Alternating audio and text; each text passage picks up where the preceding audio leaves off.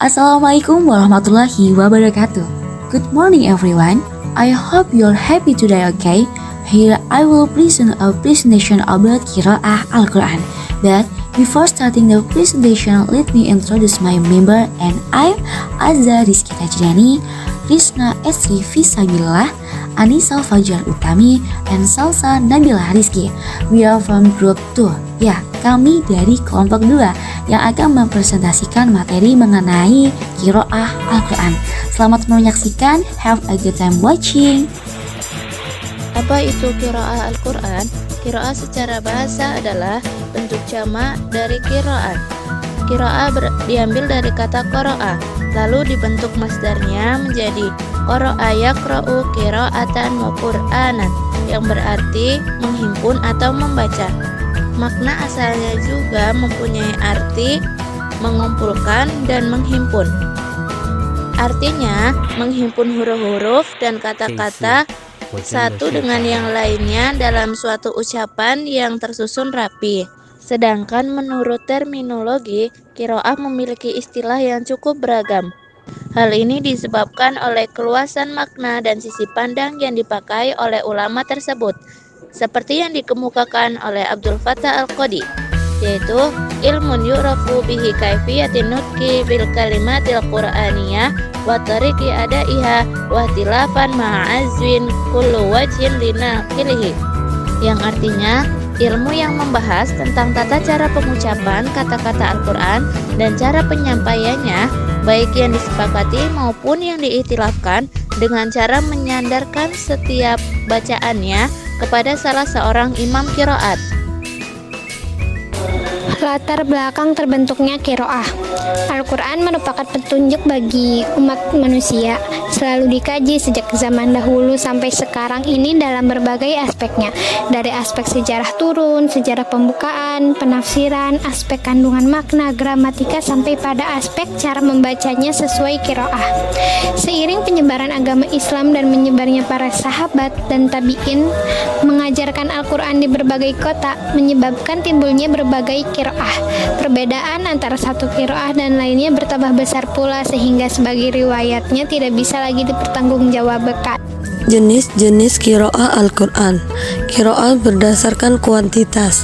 Secara kuantitas, qiraah terbagi menjadi 3 bagian yang terkenal, di antaranya qiraat sab'ah, qiraat asy'arah, dan qiraat arba'ah asyirah. Qiraat syaba'ah adalah qiraat yang disandarkan kepada 7 imam yang telah disepakati oleh para ulama, antara lain Ibnu Amir. Adapun yang dimaksud dengan qiraah 14 atau qiraah al-arba'ah al-asy'arah adalah 10 qiraat ditambah dengan 4 qiraat berikut: 1 Hasan al-Bishri, 2 Muhammad bin Abdurrahman, 3 Yahya bin al-Mubarak al-Yazidi, 4 Abu al-Faraj Muhammad bin Ahmad al-Shanbuziri. Namun 4 bacaan tambahan ini tidak lolos seleksi, sehingga dikategorikan sebagai bacaan syadz yang tidak terpakai karena dalam sanadnya tidak sahih. Kedua, qiraat berdasarkan kualitas. Para ulama berbeda-beda pada pendapatnya mengenai kualitas qiraat. Antara lain Al-Suyuti dalam kitabnya Al-Qatan fi Ulum Al-Quran menyebutkan bahwa secara kualitas qiraat terbagi menjadi 1 mutawatir, 2 masyhur, 3 ahad, 4 syadz, 5 mudraj, 6 maudhu. Tujuan mempelajari qiraah dapat lebih memaknai Al-Quran baik dari segi makna dan hukum.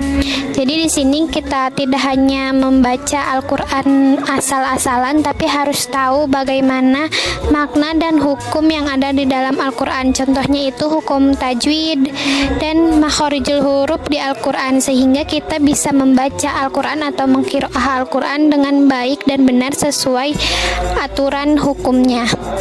Yang kedua, melestarikan bacaan qiraah.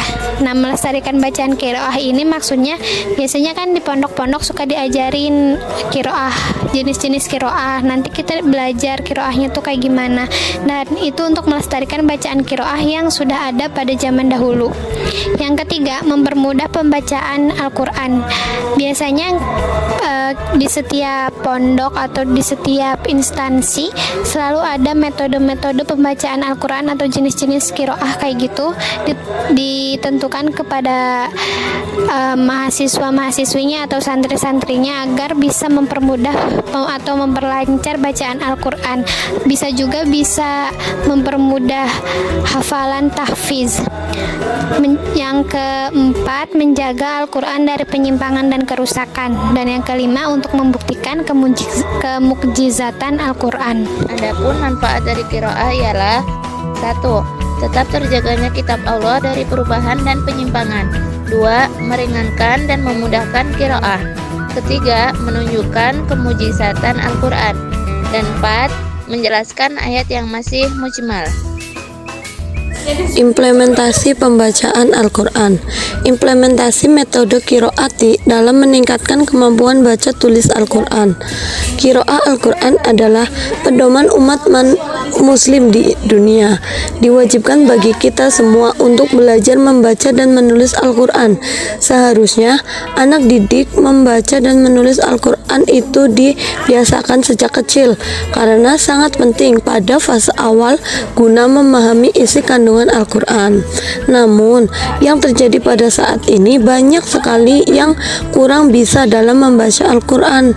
Dalam meningkatkan baca Al-Quran, banyak sekali metode baca Al-Quran cepat dan praktis yang digunakan, yaitu metode qiraati, metode Baghdadiyah, metode Al-Barqi, dan metode sebagainya.